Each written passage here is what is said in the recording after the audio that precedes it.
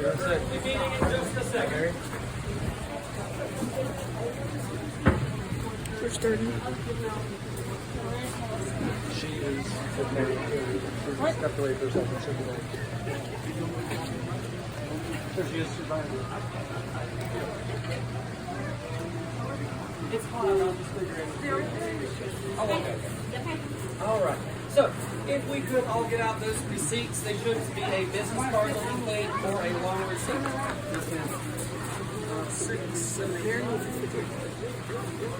Bernard? Bernard, come here. Bernard. Bernard, come here. Alrighty. Now, my name's Benji. I'm going to be your tour guide today, and we're about to head up Cave of the Winds. Now, before we do, I've got to go over just a few rules. I'm going to go ahead and make that quick because I know y'all are still kind of in the sun. Sorry there's not more shade, but first rule is no touching the cave walls, no touching the formations, and no leaning against the cave walls. That's because the oils on our hands and the lint from our clothes can actually cause damage to the cave. You do not want that.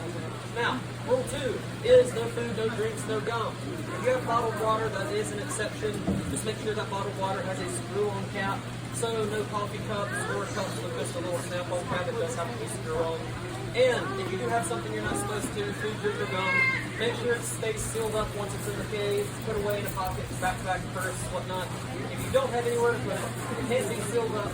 Then we do have to go ahead and dispose of it once right before we enter the cave. We'll have a trash can right beforehand, so you have about 5 to 7 minutes to go ahead and finish those off. And third rule is no smoking, no vaping, and no chewing tobacco. This is Colorado, so that means no smoking and no vaping, period, please. Now, I have between 50 to 60 minutes to show you a half-a-mile caverns, 15 rooms. We have to keep a pace, but that will allow plenty of enough time to take some beautiful family photos for those vacation albums. You can learn about the history and geology of the cave, and have any questions you may have answered. So, we're about to hike up this hill right here. This is going to be the hardest part. Once you make it to the top, we're going to stop, we're going to sit down, I'm going to explain how the cave is made, and that'll give you all a chance to catch your breath. Now, this is the hardest part of the tour. Once you make it to the top, you've completed the hardest part. Once you do that, you can make it throughout the rest of the cave. Now, these stairs don't count going up, but there is 196 stairs on the tour, so get ready for those. Now, if there's no questions about the tour, what we're about to do, we're going to go ahead and head on out. So, video one, follow me. Wait a minute, we're going to go here. Let's go.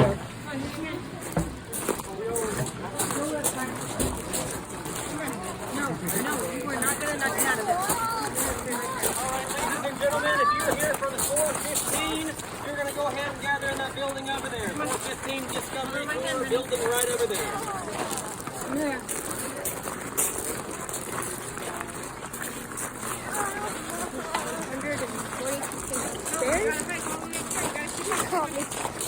Hey, Aurora, I climbed up 250 stairs. Don't worry. Actually, I went up and down more. This is going to be a breeze. I've done it before. Yes.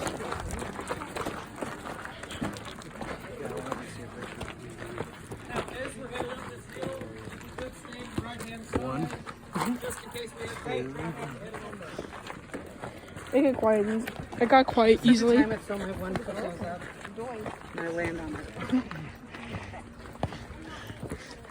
Slow down.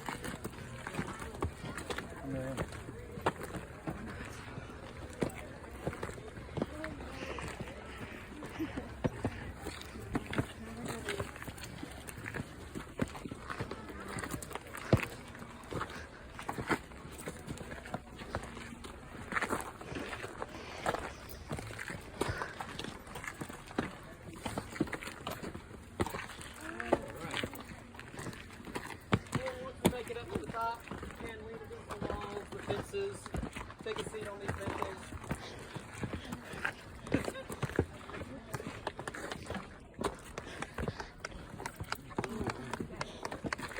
Alright. We're up on the top.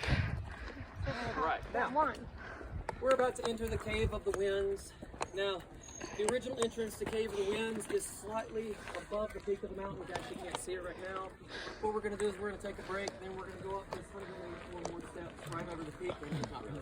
It's that door. 800 steps. So Cave of the Winds is a limestone solution cave. I'm going to explain to you how that limestone's made. That starts 500 million years ago. There is no Rocky Mountains. Wow, it's smoky today. Huh. Anyways, that's those wildfires out west, but there was no Rocky Mountains, there was no Colorado. This was the bottom of an ancient shallow ocean. Now, like in most oceans, all of them in fact, there lived all kinds of sea creatures. Some of those sea creatures, they lived in shells, and kind of like this guy. Now, he was living in a shell, he was floating around, he has small bones inside of his body. There's also larger creatures that don't live in shells, but they had bones in their body. There's smaller creatures that did not have bones. No bones in their body whatsoever, but they lived in calcium-based shells. Now, just like humans, their bones are made of calcium. These shells that they live in are made of calcium, and over time they would pass away, they would die. Their bones and shells would sink down to the bottom of that ocean and form a layer. Layer upon layer upon layer upon layer of bones and shells, a little bit of mud and silt dispersed here and there. That eventually, through compression, lots of pressure, it compressed all of those bones and shells into a substance we call limestone. Now, it is a slightly more complicated process than that, but that is kind of what we say on the tour. Essentially, the calcium inside those bones and shells, those compressed with just pressure, no heat, into the limestone. Limestone's main ingredient is calcium. Well, that's a giant block of limestone, but that's not caves. We have to fast forward to 70 million years ago. The Rocky Mountains rose up from the Earth's surface, the ocean waters receded, and due to all that geological activity, cracks, fissures formed deep in the earth, in that limestone, all the way up to the surface. That allowed rainwater to fall from the sky. It ran over the ground before it soaked down into the soil. It would run over dead plants and animals, an excellent source of carbon. Inside that rainwater would form a chemical called carbonic acid. Carbonic acid dissolves calcium. Our limestone cave is primarily made of calcium. So that rainwater would leak down in there, would dissolve the calcium, and form the caves, tunnels, and fissures, or caves, tunnels, and caverns we're about to walk through today, and the formations we're about to see today. So that's the first half of it. Once we're inside, I'm going to be explaining how the formations are made, but we have to take everyone's photos as we step inside. That's the next part. So we're going to step into this little door right here, line up in single file lines. I'm going to take each individual group's photos. Make sure that if you're stepping down to have your photo taken, that whoever is already down there is with your group. If they're not your group, they probably don't want you in the photo. Now, I do have to take these photos for two reasons. The first reason is safety. I have lost a staggering number of people on these tours. Not always, by accident. And management finally caught on. So now they're requiring me to have as many photos of human beings going into the cave as I have coming out of the cave. If I have too few, I get in trouble again. I don't want that. The other reason is I'm going to be obligated to sell these photos to you. As per my job contract, I am contractually obligated to try to sell these photos to you. You are not obligated to buy them, so please don't feel any pressure. It's just something I have to do. And the sun's coming out, so we're going to go ahead and make our way into the cave. Make sure you stay with your groups as you come this way. If you have anything you're not supposed to, food, drink, gum, nowhere to put it, no confidence to try to hide it from me, go ahead and throw it away in this trash can right here. And then we're headed inside. This is going to be fun. Yep, maybe. If it's hot, then no, we're not. But it is only because they fly in from the outside or somewhere else. They don't like staying in here. We're probably not going to see any bats. If you do, we're going to fly out. Bernard! Hey! Amelia, don't follow. Let them remember we're going in group at a time. Sorry, guys. She's excited. I know. Stay with Amelia, okay? Look where Amelia is. Hold your hand. Hold your hand. You gotta wait to go in. Thank you, Amelia.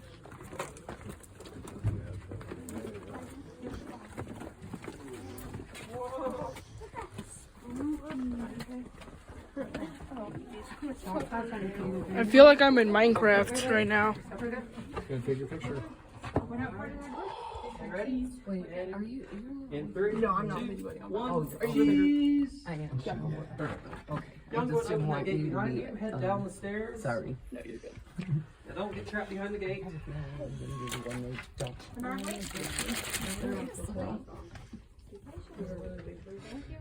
I'm going to get my picture taken. I feel like I'm in high school. I appreciate that. Thank you. I don't want them to be lost out here, so. Keep it ultimate because these are not child-sized barriers. Okay, we'll keep it. And next year you can head on down. Where they were standing. That's what I was concerned about. Is it okay if you hold this? Oh, yeah. We have a lot of us. We gotta squeeze in. You're short. You're going in the back. You need to be in the front. Then go up here on the scope. Oh, are y'all with this group? Yeah. Oh. Yeah, we are. So it's a big one.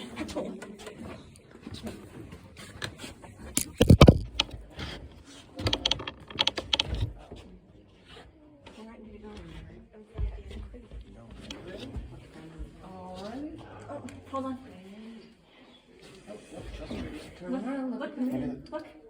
Look, Renard. He's got All right, and ready, and 3, 2, 1. Perfect. And y'all go open the gate, head on down the stairs. If y'all want to, let's see, y'all can step back towards Step me. back, you need to So y'all listen. can open that gate. You need to listen because we have people waiting. This is so cool. My goodness.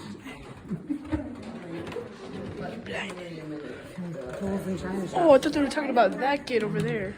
I didn't know there was a gate right behind us. This is cool.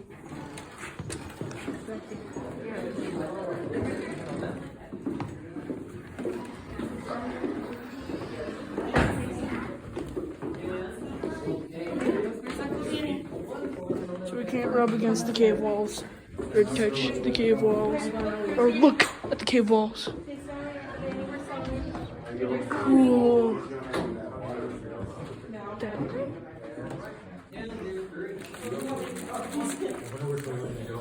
Oh, delicious.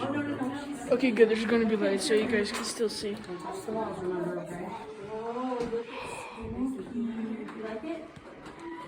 Alrighty.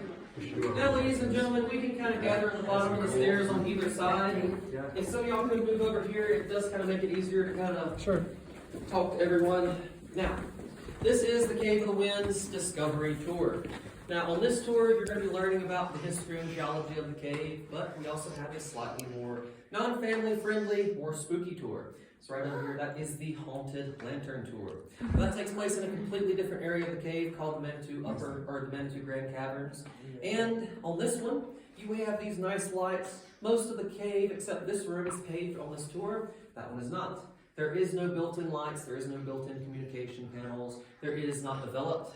There is no flooring. It is just rocks. And you're not allowed a flashlight. You're not allowed a cell phone. No cameras in there. All that you get is a single lumen kerosene lantern in a bucket.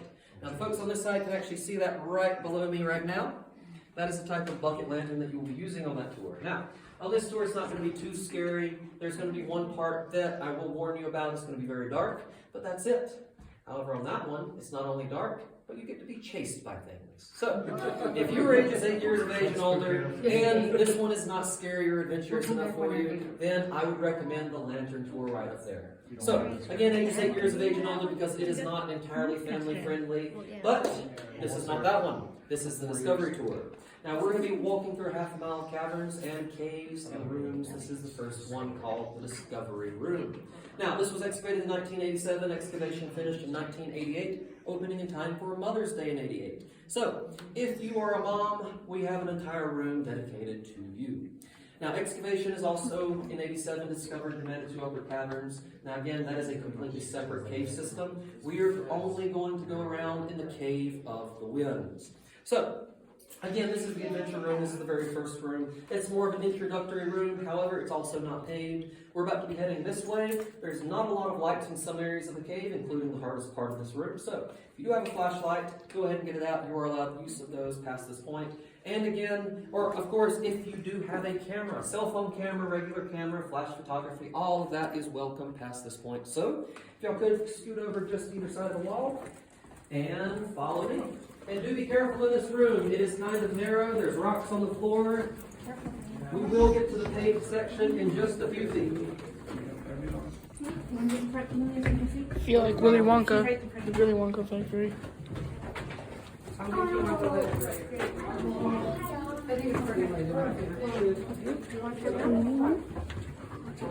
Careful, watch your feet.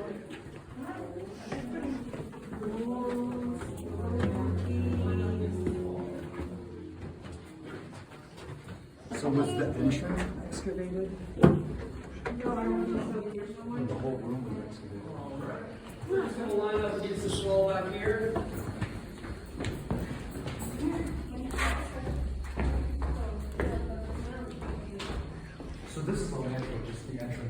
excavated, correct? So everything is a combination of nature and man-made. It might just be a little bit of man-made excavation in some rooms. A lot of it could be a little bit more. So it's just getting to It's basically just getting to the room. So for instance, most of our floors were excavated just because they used to be just piles of rocks. So we have done some excavation in some of these rooms. A lot of them will be almost completely natural. Some of them you will be able to tell where we had to kind of chip away so that we could make paths. But again, all of the formations are completely natural. Anything up on the ceiling most likely is going to be very, very, very old, very fragile, and very original. Now, outside I was explaining to you how the cave was made 700 or 500 million years ago. That's when the limestone was made. 70 million years ago, cracks formed in our cave. Well, those cracks came all the way down to about right here. This is one of those cracks. We call this a lifeline. Now, a lifeline is where the water leaks down into the cave, and it has a carbonic acid in it. Well, that carbonic acid, it slowly eats away all of this area up here. Wait, there's that.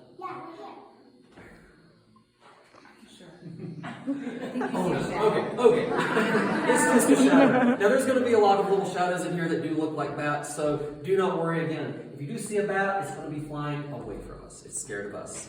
Now, the water would leak into here. That carbonic acid would eat away all of the area you see above and behind you right back there.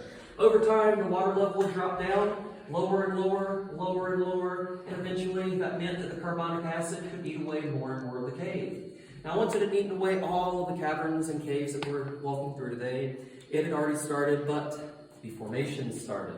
Well, pretend that my flashlight is water. Pretend that my laser right here is the minerals inside that water. Now, those minerals come from all of that limestone that's dissolved on its way down. Well, that droplet comes down on the roof. It finds a point where it's about to drop down. The water drops down, but the minerals stay. Over time, the minerals grow from the ceiling on down into a pointy shape, this thing called a stalactite. Now, stalactites, you remember those because they hold tightly to the ceiling. Now, stalactites have a counterpart called stalagmites. Now, that same water drop that comes down off the ceiling, it could travel down a stalactite, drop onto the ground, pretend this is the ground right here, and the water on the ground with that mineral inside of it, the water evaporates, but the minerals stay. Over time, those minerals build and build and build from the ground up until it eventually forms a stalagmite. You remember these because it has a G in it for ground, and you might trip over them. Sorry. No, Oh, yeah, he likes them. So, right here you have flowstone. Now, flowstone happens when the water droplets come down the wall and those minerals leave or stay on the wall in a very odd formation, kind of like it's flowing down. So that's what these shapes are here. Kind of looks like the wall is made of chocolate and it was briefly heated up and that chocolate melted a little. But I can guarantee you it's not chocolate and it does not have a creamy nougaty inside. So please don't try to bite the rocks. Now, if you have a stalactite hanging from the ceiling, and you give it 102,000 years, a couple tons of limestone to dissolve, you will get the longest stalactite in the cave. This is 8.5 feet long, 102,000 years to form, and it has a very special name. Does anybody want to guess the name of our longest stalactite in the cave? James. That's Sabretooth is very good, so is George. Unfortunately, and this is not my choice, we call this the longest stalactite in the cave. I know, it's not very creative. But back here we have Oriental City. Now, Oriental City, we like to do these stalagmites are the people walking up from the town below. And at the very back we have the Pagoda. Now, this is a large semi-symmetrical stalactite, and we like to pretend that all those little peoples are walking up to it. And over here, we have the gargoyle column. So you can see the head, the body, the little feet right here, and of course columns are formed when a stalactite and a stalagmite meet. So, that is our Oriental City, that is our gargoyle column, the longest stalactite in our cave, and then we're going to go ahead and head this way. Okay.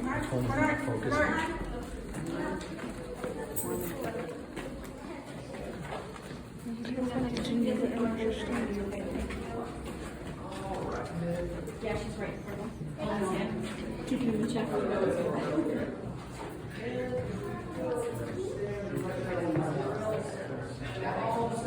It's these handrails on down. You can stop right there. This leading, it says handrails. Yep, we're going to stop right there. We're not going to go past him. We're going to lead them all the way down here. So we're just going to form a long line on the left side of the room.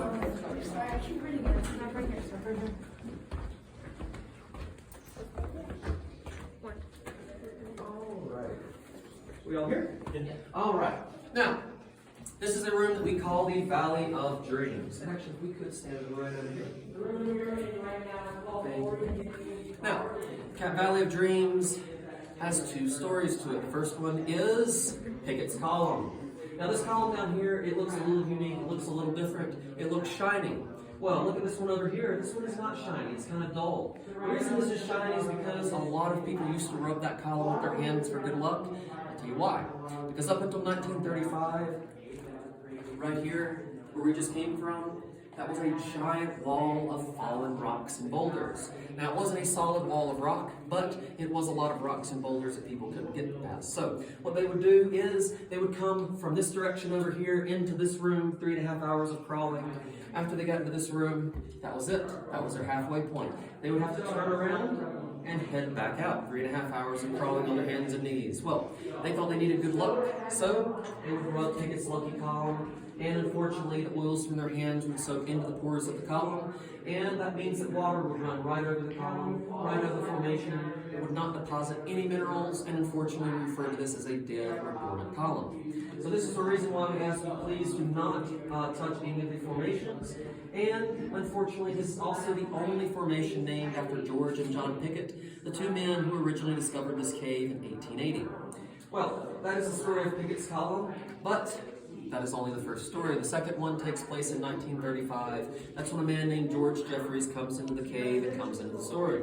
We came on a tour, but George Jeffries was a very rich man from Great Britain. He came over here to work for the Union Pacific Railroad Company. Well, the Union Pacific they laid a whole lot of railroad tracks up in our mountains. They had access to lots of digging machines, equipment, and personnel. And for any railroad fans, they're also the proud operators of the Union Pacific Big Boy. I believe you can actually find that in Las Vegas right now on display. Well, anyways, this man, this railroad tycoon, he came into the cave in 1935, crawling on his hands and knees. He rode Pickett's lucky column down there, and then he stood up against the wall of rocks that used to be right here. He leaned up against them to rest, and he felt a breeze on the back of his neck. He knew there was more cave to be explored. When he got out of this cavern, he went up to the owners and made them an offer they could not refuse.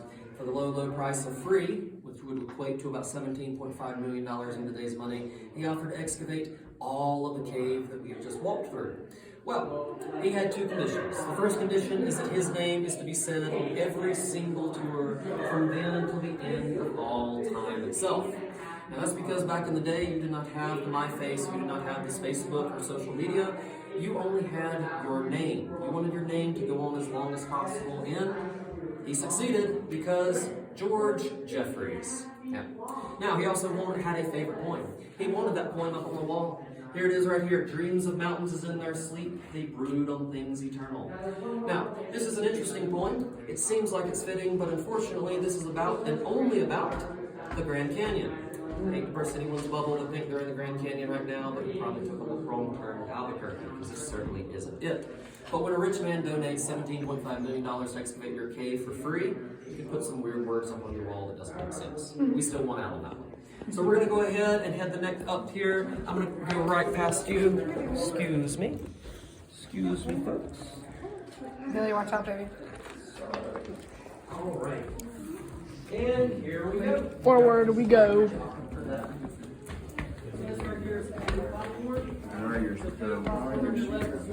I know, it always does that. Amelia, watch out. Okay, popcorn to your left. Ooh, popcorn. I like popcorn. Popcorn. It's like caramel corn. Yeah. And then we're just going to go ahead and line up against that wall as far as you can down there. All right. So cave popcorn to your left. And then we're just going to line up over here. And then these last groups, if you could start lining up right over here. No. No, you're not here. Oh, yeah. All right. So this is a room that we call Guide's Rest. In Guide's Rest, you would have a moment to rest.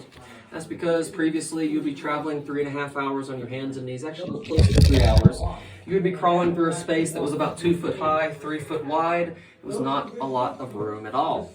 You'd get into this room, you could actually stand up. So you'd get into this room, the guides would sit down right here, thus the name Guides Rest. They would set their lunch boxes right here. Now back in the day they had steel lunch boxes, harder than rock, not those plastic ones you have today. They would jostle around and that eventually created the guides table. So the guides would sit here, the folks, you all would sit down here on the floor. Now back then the floor was covered with lots of rocks everywhere. There's actually about 1 foot of rocks on the floor. So you would come into this room, the guide would explain to you what you're about to do, and that would be, we're about to crawl on our hands and knees for 35 minutes behind this wall here into the next room. Remember, we were going the opposite way back then. You would crawl into the Valley of Dreams, and that's going to take us 35 minutes. Well, it took us 15 seconds of walking on a paved path. So how did that happen? Well, I'll tell you. Much like my little brother when he tries to clean his room, he gets all of his trash, all of his dirty clothes, he shoves them up underneath his bed to hide them. We did the same thing. We took all of those rocks that used to be on the floor and we shoved them way back here into the corner. If we could turn around so I don't blind you. That's it right there. Now that is not a cave-in, that's not a rock fall, that's definitely not the part of the cave that leads to Cthulhu that we had to block off for the sake of humanity. That is just a boring area of the cave where we could put these rocks, and no more questions needed about that. We took the rest of the rocks and we built these beautiful man-made walls you can see behind these folks. Now, we also took some of that rock and dust and gravel, we mixed it in with the concrete, and we used it for the floors. So even the floors, while mostly not natural, it is a little bit. Now, we're about to have to worry about something if we are vertically gifted. Now, outside, vertically gifted means like 6 foot or so, but in here it means anyone over 3.5 feet tall need to worry about hitting their head on rocks. Now, if you hit your head, you will care, you will cry, the rocks will not, so please avoid them. Now, we're going to go ahead and head down. Amelia, I want you between some adults. Come here. Amelia, I need you between our adults. You're still pretty short though.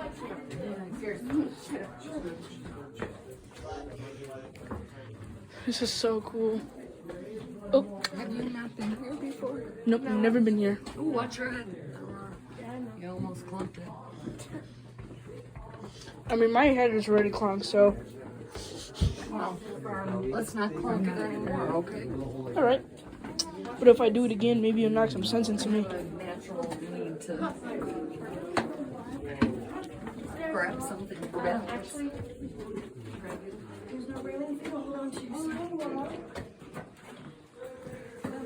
Good climber.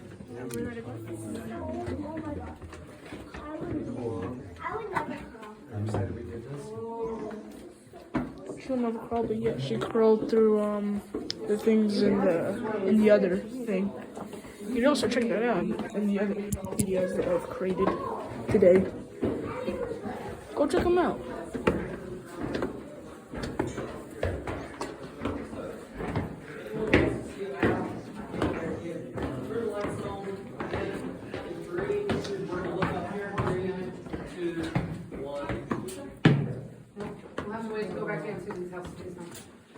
Okay, yeah, no backs. It's no backs. It's okay. You're good. You're good.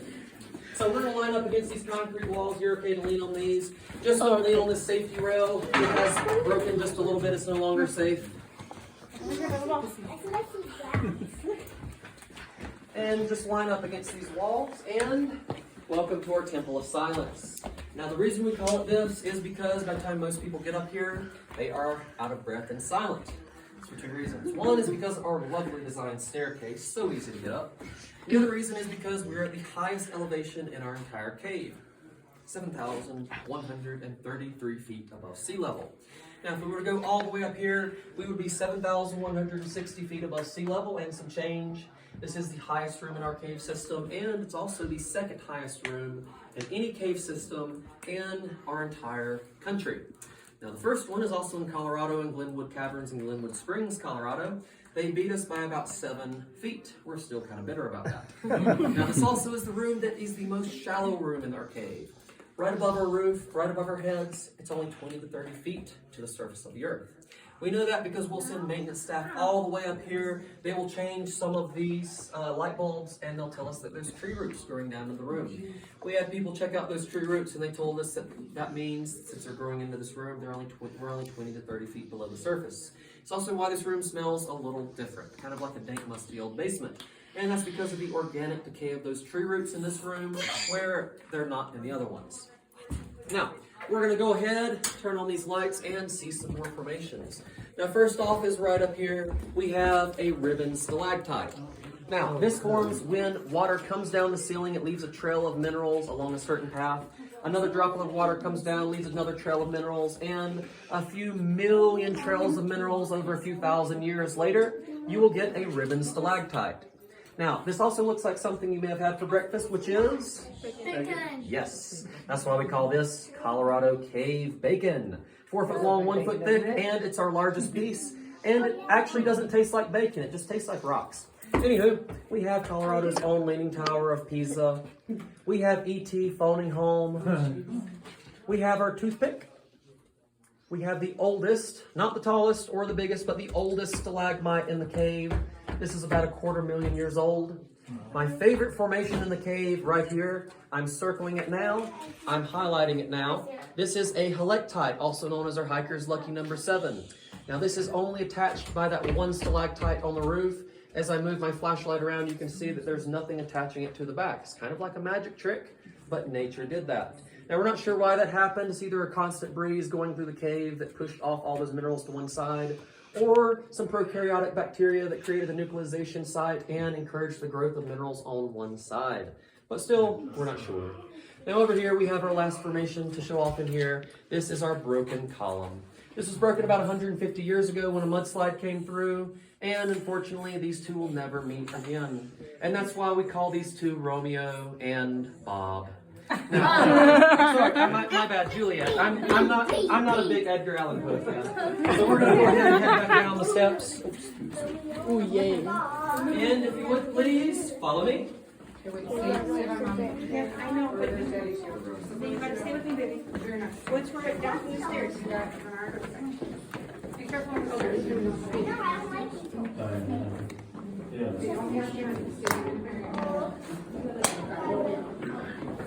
This is so much. This is single file.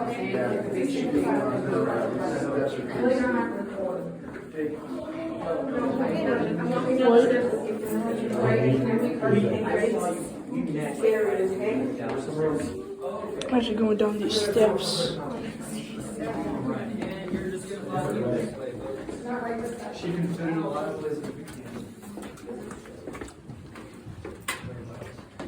Well aware that answers your question. You think our tour's gonna be ended that quick? No, it ain't.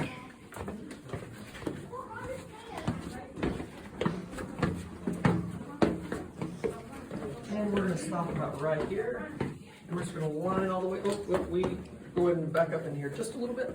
Perfect. We're just going to form a long line back in this hallway. All the way over there. All right. Now we're going to form a long line in this hallway. It is a single file path from this room to the next one.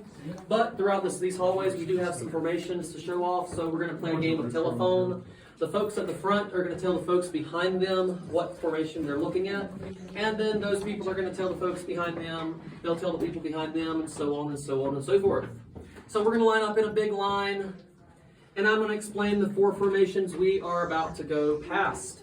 Now the first one is called Cave Onyx. Cave Onyx started with flowstone like you see up here. What we did is we came down here, we sliced a piece off, we polished it, and it is on the wall. Now we're going to go this direction. That piece of Cave Onyx is going to be on the wall on this hand side about this level, chest level. So that is the only formation we can allow you to touch if you feel safe doing so.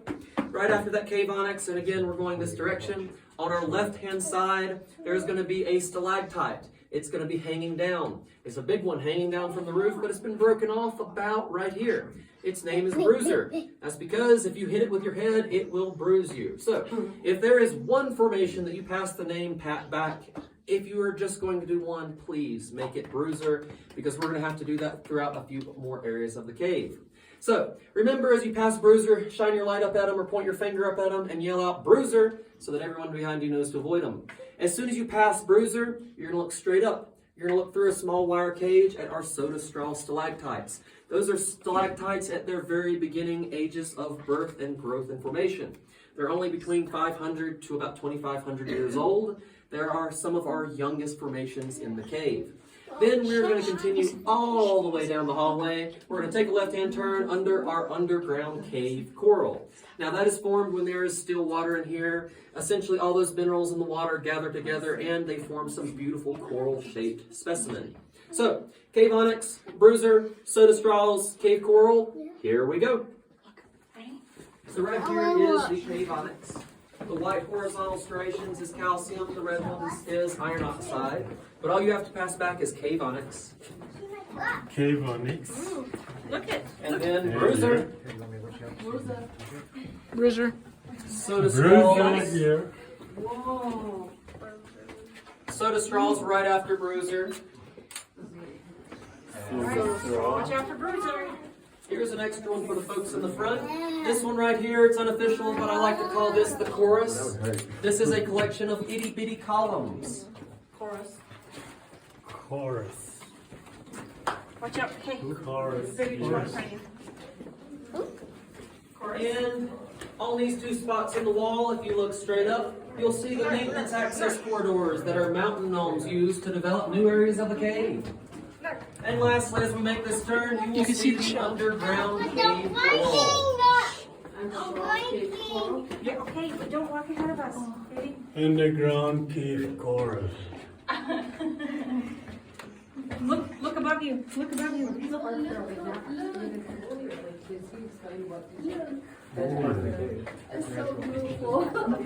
Look up. So, I know these are beautiful looking. I see a lot of people taking photos. That's perfectly fine. That's perfectly fine. But in the next room, we will have another room with some of this higher up on the ceiling. We won't have the wire cage. You're going to be able to get a lot better photos of this cave coral. I feel like I'm under the water. I know, right? Oh, sorry, baby. Whoa, keep going. All right. And if we come this direction, we're going to go ahead and line up against this wall right here. You like the light? Come here, Benny. This way. Right here. Come here. Right here. This way. Right here. Now, Watch your head. oh, no, still have some more people coming in. Now, this is a room that we call our Manitou Dome. And this is normally where I would explain what we just saw, but I went ahead and explained most of those right before we passed them. But again, that cave onyx is that flowstone. You can see inside of it. Those horizontal striations are the different types of minerals that make that flowstone up. The white horizontal striations, the horizontal lines, those are mainly calcium. The red ones is mainly iron oxide. Now, we have a little bit of extra time, so just a real quick question. Is anyone afraid of the dark? No. Okay. Well, we're going to go see the second darkest place in the world. So, it's kind of so. So, this is a part of our cave. It's undeveloped. It does have about 500 feet of development. We're just going to go through that where it's paved. This is the type of lantern you would have on our Haunted Lantern Tour. Also, the type of lantern you would have in the 1880s, or basically throughout any time period where Red Dead Redemption games are set. So, this is it. It's an old milk bucket. They would get an old milk bucket, turn it sideways, rearrange it in the handle, turn it into a reflecting dish. They would put a source of illumination on the inside. In our case, it's modern kerosene with a wick. Oh, that's not good. But back in the day, it would be a simple candle. Now, if I can manage to get this lit,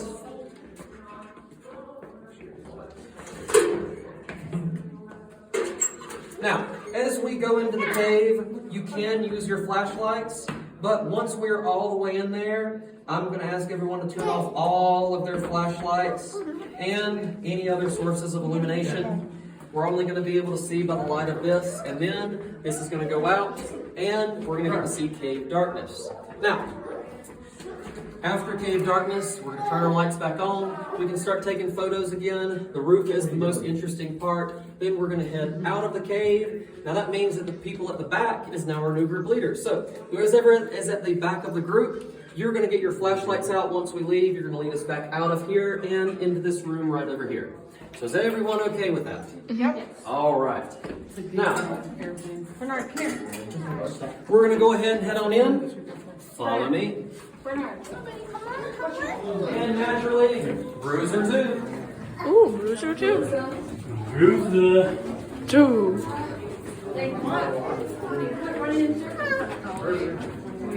Guys, if you're wondering why can't we not see anything? Well, there's like nothing interesting in this part of the cave, guys, so we're gonna be okay.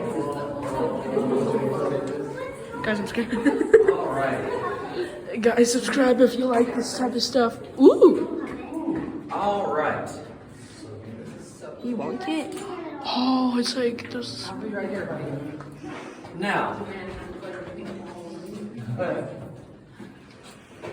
and just a heads up for the guy that's videoing. So normally with their cell phone cameras, even if it's just blackness, the cell phone backlight, the screen will still put off some light. So you don't have to stop the video. If you could just slip it into your pocket, make sure the screen is facing your body, because it is going to be blackness. You can't really record it, but it will still put off some light and it'll ruin the illusion. So okay. We're going to go ahead and turn off all of our lights. That one's still okay for now. Okay, so Look how far back you can see.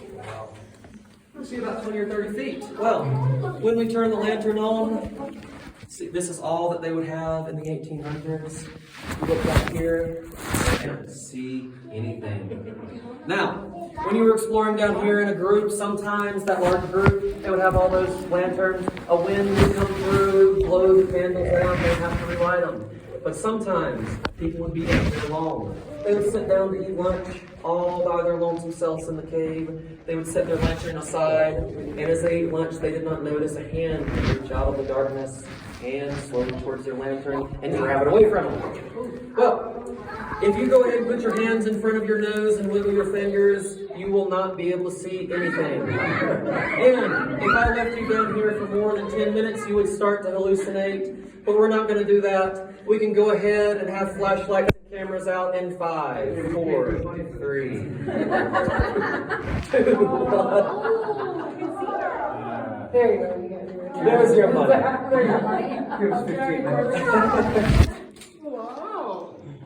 Oh, that's cool. All right. Now, if we could have the folks in the very back, you're going to go ahead and turn around. You're going to lead us out of the cave. And I'm going to go ahead and turn the lasers off and the lights back on in just a second. All right, we look like we have enough flashlights. Oh, no, back to cave darkness. Sorry. There we go. So we're going to go ahead and head on out. If that group at the front now, remember, lead us into the next room. Alright, now you guys can see we So as we exit, along the top of the cave, you can see the cave's backbone. In those crevices, you'll see more of that cave coral. Straight along. So right here is that cave coral. So that's some of our largest pieces. It just kind of blends in with the ceiling. But it's right in that crack up there. You'll also see a lot of it right here.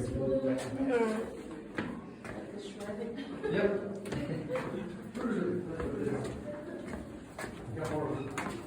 There's Bruiser, Buster, Smasher, Bonker, Headache. Just say Headache out there. Where'd your guide go? Oh, there it is.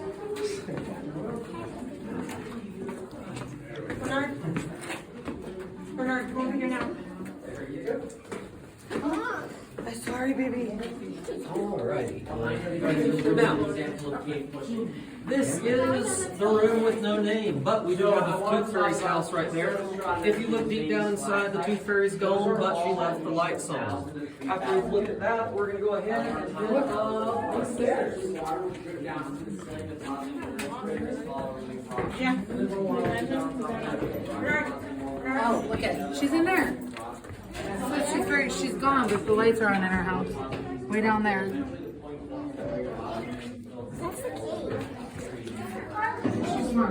Wait. Let us go. I'm feeling great. Wait, mommy. Thanks.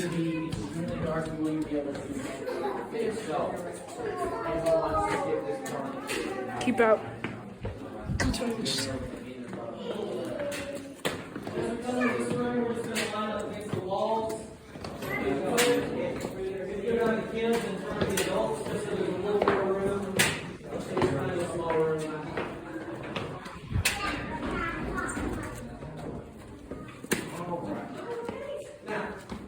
this is a room that we call Old Maid's Kitchen. Now, back in 1910, if you were called an old maid, if you were 18 years old, a female, and not married. Now, it was a derogatory, pejorative term back then. We do not use that anymore. Unfortunately, back in 1910, there were two 18-year-old girls.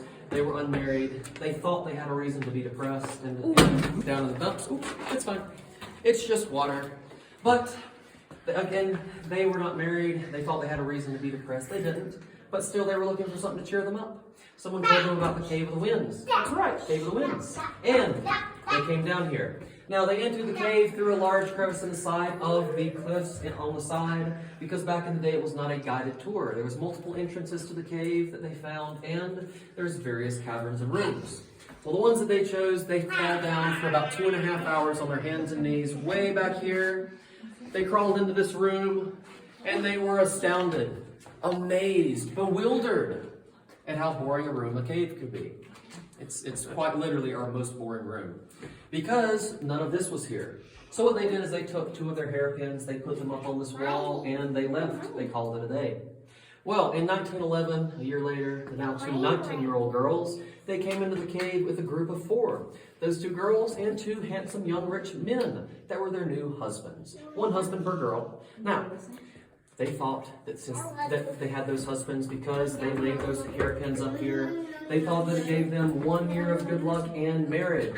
And so the legend was born. If you put something up here and it stays, that's 1 year of good luck and maybe marriage. But if you put something up here and it falls down or causes someone else's to fall down, that's 1 year of bad luck or maybe divorce. So the risks are quite high, but plenty of people did it, as you can see.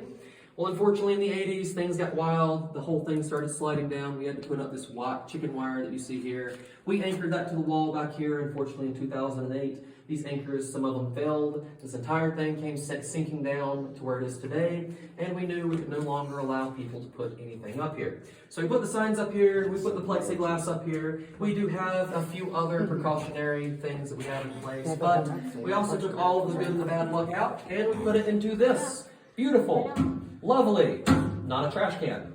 Now, this certainly isn't a trash can for purpose, but we did put all of the good and the bad luck in. So the way it works is that if you throw something in, a coin, a dollar, a nickel, something like that, and you make it, that's 1 year of good luck and maybe marriage. But if you throw something in, or at least try to, and it misses, that's 1 year of bad luck and maybe divorce. Now, all jokes aside, this is actually for charity. This goes to Manitou Springs Charities, the number 1 being the Manitou Springs Fire Department, because they saved both the facilities here, not the cave. The cave is not planned, but during the Waldo Canyon fire a few years ago, they saved the cave facilities, they saved Manitou Springs, and thousands of acres of wildlife and trees. So we are very thankful for them for doing that. So this is where most of the donations go. If you do want to do that, that is perfectly fine. And then we're going to head back down these stairs, which now have a brand new name. Now on the way up, they were nameless. On the way down, they're called the Hallelujah Stairs because Hallelujah, it's our last stairs on the tour. And if I could get right by yourself. Amelia. I'm right there. And once you're finished up there, you can go ahead and head on down the Hallelujah Stairs at the bottom. You're going to take a left hand turn.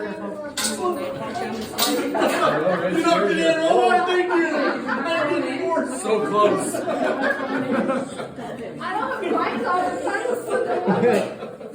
Did you say they're rare?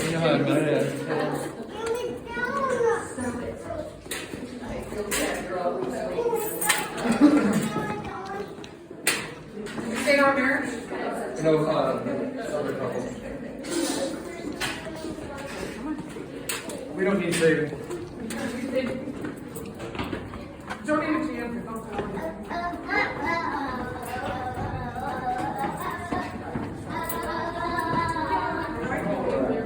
And we're just going to gather down here. So, in my last interview, there was a couple that had just got married apparently, and they come to marry and have kids. And they wanted to do that, and sure enough, they went to do it, and they didn't mean to. They completely missed. That's a bad omen. Yeah, it is. We're good. Let's see, I was just going to No, it's okay. So as we come into this room, we're going to line up against this wall right over here.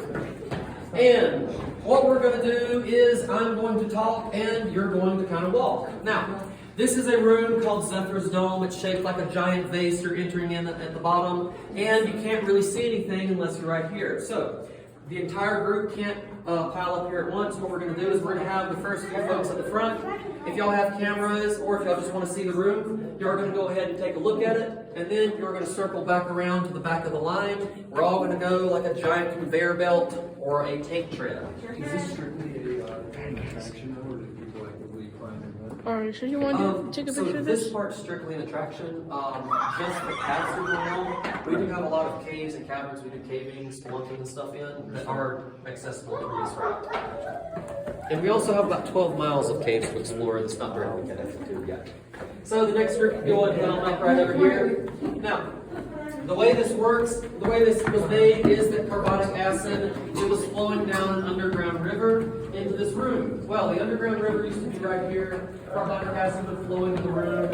And normally gravity would say that it would eat downwards. In this case, though, below this room is metamorphic rock. Metamorphic rock is different than limestone. It is not sedimentary. It's formed out of heat and pressure. And you can see the difference right here. Above me is limestone. Behind me is metamorphic rock. Now this is made from pressure pushing down on those seashells and bones.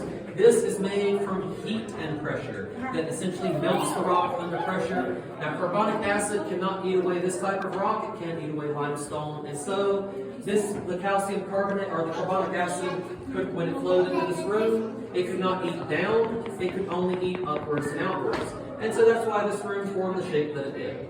But then we're going to go ahead and go down this man-made cavern behind me. Now it is man-made, it is not man-height towards the end, so please be careful.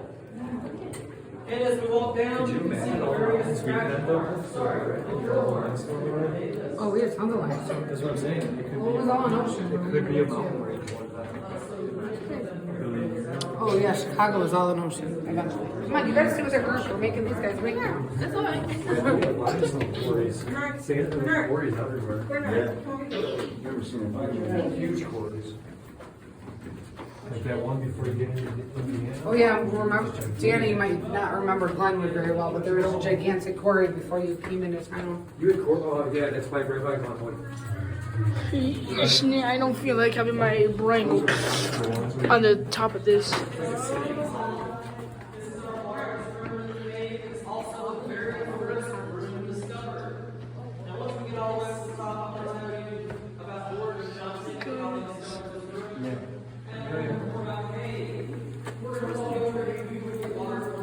I'm so glad I don't know how to edit.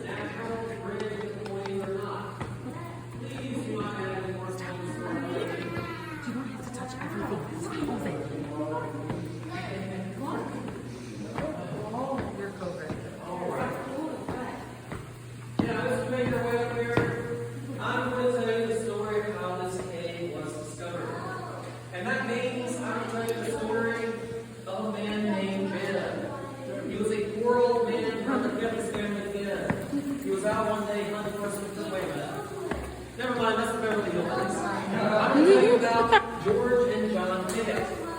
Now, George and John Pickett were out behind the cave in the valley behind us. They were exploring that valley, and they heard a howling sound. Now, the howling sound still comes today. We have two sinkholes we're about to walk over. When the wind blows through those sinkholes, it creates a howling sound like they're blowing through a milk jug, back when they were made of glass. Well, those two, George and John Pickett, they went and hiked up 400 feet into the mountains, and they found those two sinkholes. They were looking around the sinkholes. The first one was boring, but the second one had something like this in it, a cave, a cavern. Well, George and John, they went inside to explore. They lit their candles. They went in 10 feet, 20 feet. But at about 30 feet in, a wind came in through and blew their candles out. Well, George and John, these two grown men, professional cave explorers, they ran out of the cave. They ran to Manitou Springs, and they yelled the entire time, "There's a ghost! There's a cave! There's a haunted cave! We want their mummies!" Well, that does not seem like the actions of two mature adults that are professional cave explorers, and that's because that was a little lie. George and John Pickett were not professional cave explorers. They were not adults. They were 8 and 10-year-old boys. Well, no one listened to them for about a week until a man named George Snyder decided to. George Snyder, he was a stone cutter. He was working at the local newspaper, and he thought this would be an excellent story. He interviewed them. He found out where they went to. He got his stone cutting supplies, and he hacked and chiseled away for 2 whole days before he found our original entrance right over here. Now, when he came into this room, he was looking around, and he needed a name for the room. So, he looked around, and saw he thought this looked like canopy seating in an opera, and so he named this Canopy Hall. Now, Canopy Hall is our largest room in the cave. It is 200 feet from end to end. It is 65 feet wide, and it is 35 feet tall. It is our largest room in the entire cavern system, and tours have been going on here since 1881. Now, speaking of 1881, 100 years after that date, we installed a time capsule. You can find that time capsule right over here behind these folks. It's that illuminated rock back there. Now, that was put there in 1981. It'll be opened in 2081. And normally, I am not a fan of chronological spoilers, but I'll go ahead and give you a few. Inside there contains the uniforms of the boys that used to work here in the 1980s. It also contains an original 1907 map of the cave, and that's the only 2 things you're getting from it. You're going to have to wait until 2081 or go fire off that time machine to see what else is in there. So, that unfortunately is the end of the tour. And I do have 2 extra things to show you right after this, but unfortunately this is the time I got to try to sell you these photos. Now I'm going to go through this really fast, but if you miss anything, there are signs right out on the sinkholes that you can reference for the price and details. So, at the very beginning of the tour, I took everyone's group photo. I'm going to be handing those group photos back to you as we step over the sinkhole. If you do want those photos, head inside the gift shop. Go up to a cashier and they'll ring you out there. If you do not want these photos, go ahead and hand them to me. I will recycle them and bid you a good day. So again, if you do want the photos, go ahead and step inside the gift shop up to a cash register. They'll ring you out there. If you do not want the photos, hand them back to me. I'll wish you a good day, and that's it. Well, the photos themselves, they are $15 a piece. If you want copies, those are $5. If you want retakes are $5. Retakes happen right over here. Now, up until 2 years ago, this is where all the photos were taken, even since 1881.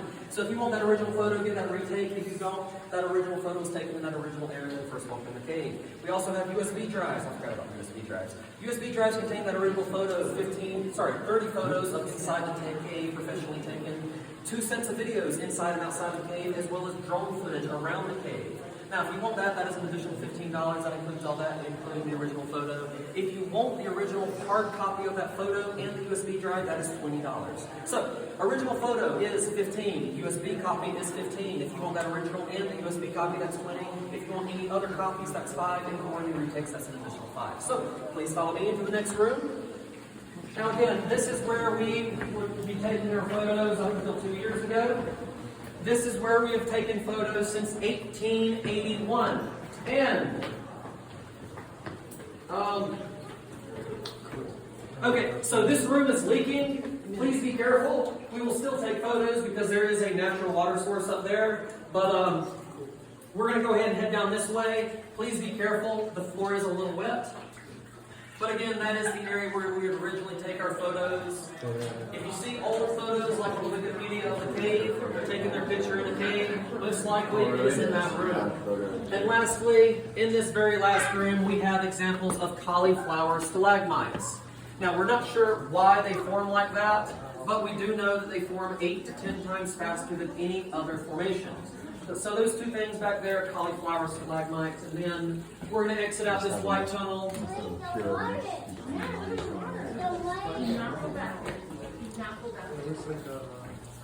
And this is the end. These are the 2 sinkholes right here. If you look over, you'll be able to look all the way down to the valley below. That is the sinkholes that made that sound, that howling sound that those 2 boys originally heard. Now again, my name's been Benji. I hope you all enjoyed the tour. If you do have any questions, just let me know. Oh, there you go. Oh, there we go. And ladies and gentlemen, again, my name's been Ben. If you did like the tour, please leave us a review. It is how they kind of gauge how good tours I'm giving or not. So if you thought I gave a good one, please mention my name. And likewise, if you did not like it, please leave a review anyways. If you That just lets get one new for the people family, hear you and myself and make sure that everyone enjoys it. So again, if you do want the photos, you can go ahead and head on inside and check out at the cash register. If not, just hand them back to me and I'll bid you a good day. Thank you. You're very welcome. Have a wonderful time. So, do you want to come? Yes. Okay. So, I'm just gonna marry mine. Can I, And then this. Okay. can I take a picture of it? There's also registers along the wall, just a bit left. Y'all have a wonderful day. Oh, for the tickets are here?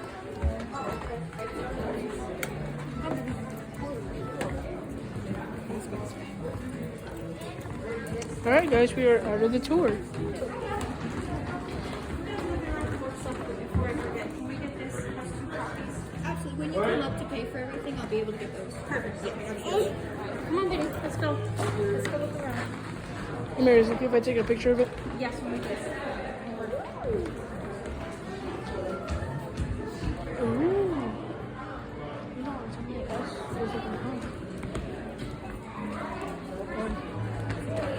How does it feel to get out of the cave?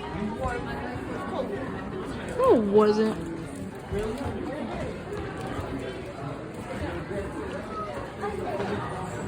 Oh, there she is.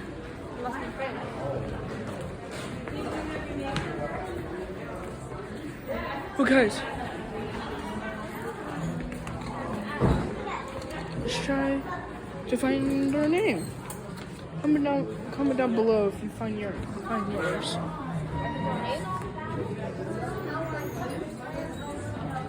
No. You know why? Because you are listening to me. You are not being good. You are not getting one. Whoa, Amelia, did you see this?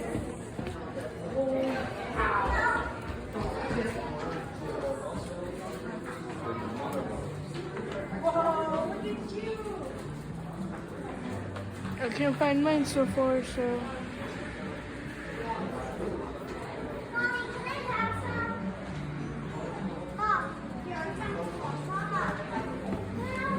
Oh. What about this one?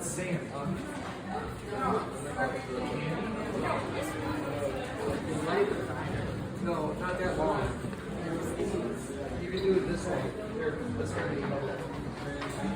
I don't know how to do it though. Alright, once we're all done with all of this, I am going to end the video there. Hope you guys enjoyed all 4 parts of this trip. I can't find my name either. And we are almost done.